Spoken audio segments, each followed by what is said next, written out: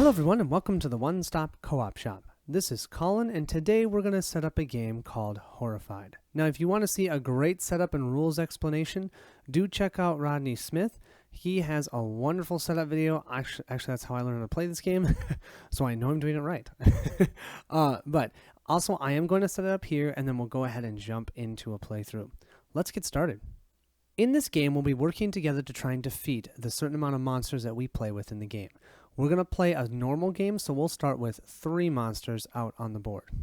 Now, the first thing to do to set up is we need to set up our terror track. One of the ways we lose this game is if our terror goes all the way to the end here, number 7, we lose the game. Now, I am going to be playing solo, but I'm going to be playing with multiple characters because I find it more enjoyable. But if you are playing solo, because they do have an option to play with just one investigator or one individual, you have to start at your terror at level 3 instead of 0. But we'll start at 0. There are a total of 6 monsters from the game. I'm going to go ahead and randomly determine the 3 that we're going to play with.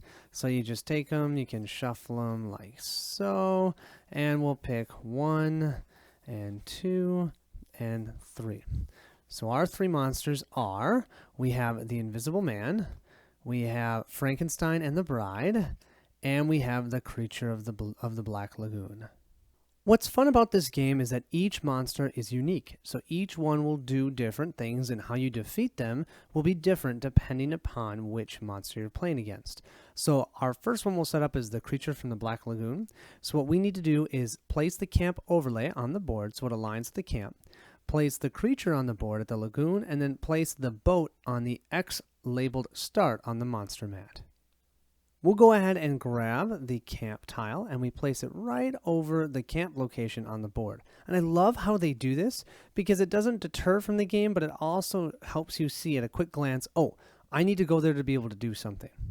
In order to determine where the lair is for the creature, we're going to have to come to camp and give up one of those 3 colored items and then move the boat along the track on his mat to try and find where his lair is. We'll place the creature himself here into the lagoon. Now what's interesting about the creature is, unlike anybody else in the game, he can move through water locations, but other players and other types of monsters can't move from a location like this to a water location. So they're not considered adjacent for anybody else except for the creature. The creature can move through the water, which is really cool. I like how they did that. Here we have the map where we need to place our boat token. If we can get our boat token all the way to here, we have found his lair, and then we can try and scare him off. So each enemy will have 2 different tasks you need to complete. The first task will need to be completed before you can do the second one. So the first task we have to do is find the hidden lair. And that's where at the campsite we use one of those different colored items and move the boat to the next color. So if I used a yellow item, then I would move the boat to this yellow location. Then after that, if I discarded a red, I would move all the way to the red location. And you try and get yourself all the way to the blue one, okay? Once we have our boat at the lair, then we can try and drive the creature away. We do this by giving up 1 yellow, 1 red, and 1 blue item to defeat him, but we have to be in his location to do that.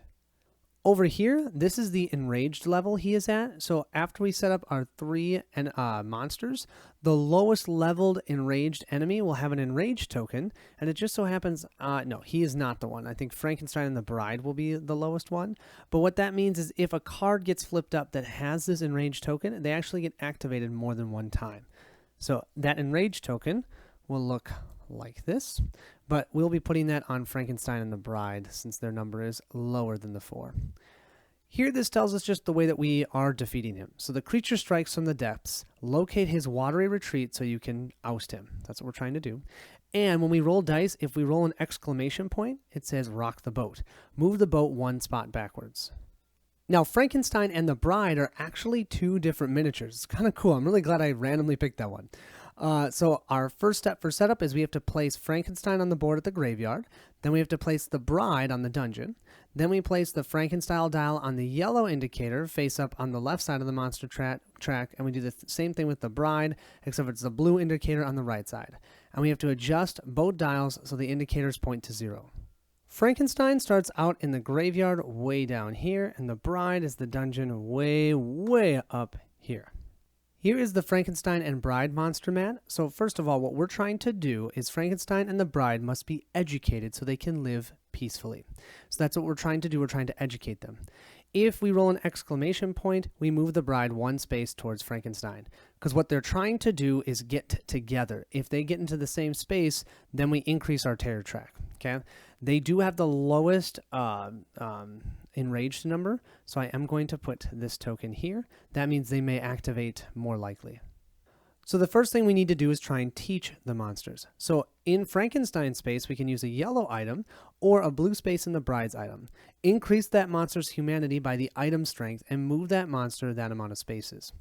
So what we're going to do is we're going to place this here to a 0, and we're going to place this one here to a 0. Now, if we can get these all the way up to an 11 and this one to an 8, we'll flip them over like so, and that means we've completed teaching them. Then we have to do the second part, which says if both dials show the monster's faces, they are defeated. Otherwise, increase the terror level, place Frankenstein at the graveyard, and place the bride at the dungeon. That's when the monsters meet. So we have to help them meet, actually, after they become human. That's so cool. Yeah, so this one's really enjoyable. I like how this one plays out. The Invisible Man is pretty straightforward. We're going to place the precinct overlay on the board so it aligns with the precinct location, and then we're going to place the Invisible Man on the board at the end. Here we have the precinct, so we will just place this here. And to solve the case of the Invisible Man, we have to place one yellow or red or blue on a spot that matches the item's location. And you'll see what that means in a second. And we will have the Invisible Man.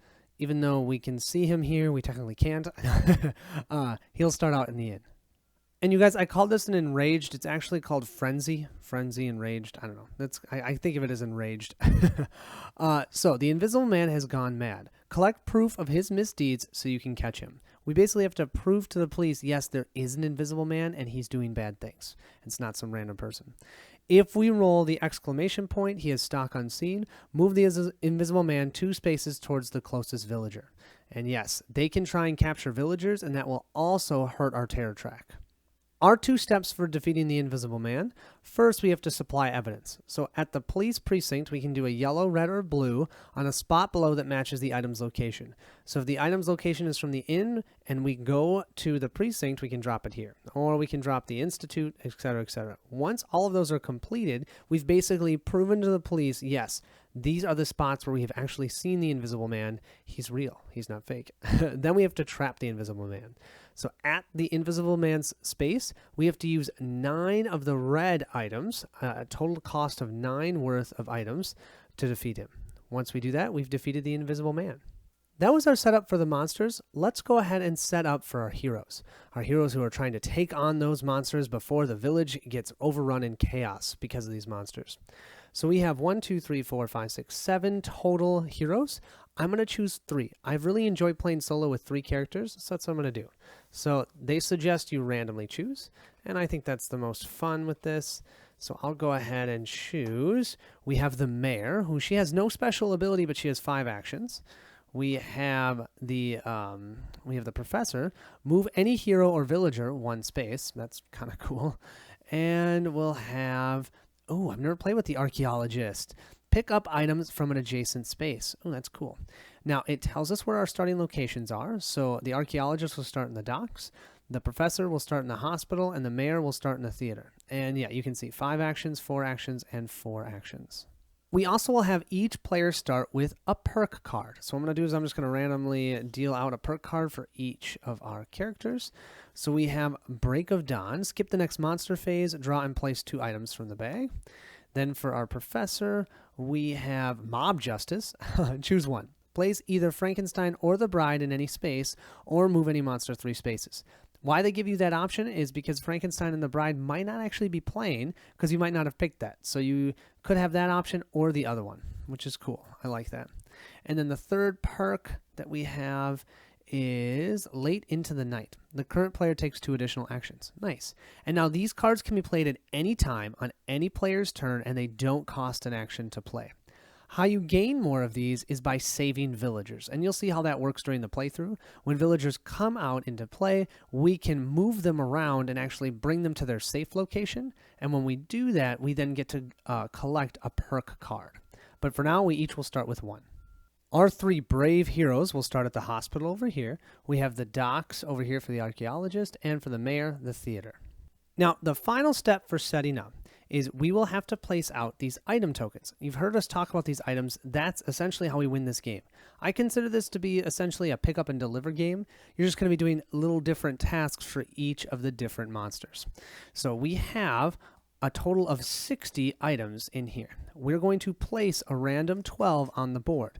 Now, what each item looks like, it has a specific color. So this is a blue item. So we needed blue items for the bride, as well as potentially needing it for the creature of the Black Lagoon. So that helps us with a color.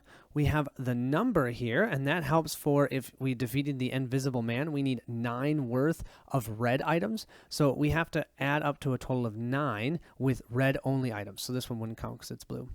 And then this also tells us where it's going to be placed. So this is going to be placed in the laboratory. So now what I'm going to do is grab a random 12 and seed the board with those. We've now seeded the board with items. They're all across the board. What we can do is spend an action in a location with items and pick all those items up. Items are going to be used, like we talked about, to defeat monsters, but they're also used to protect yourself. You only have 1 health. If a monster's in your location and attacks you, and you take 1 point of damage, if you don't have any items to discard, you're done. And then the terror track goes up by 1. Okay. Now, there is a monster deck. All you're going to do with this is just shuffle it up, and we'll see how this works during the playthrough. I believe we are all set and ready to go. I hope you guys are excited. Thank you so much for watching, and I will see you at the next stop. Let's start our playthrough.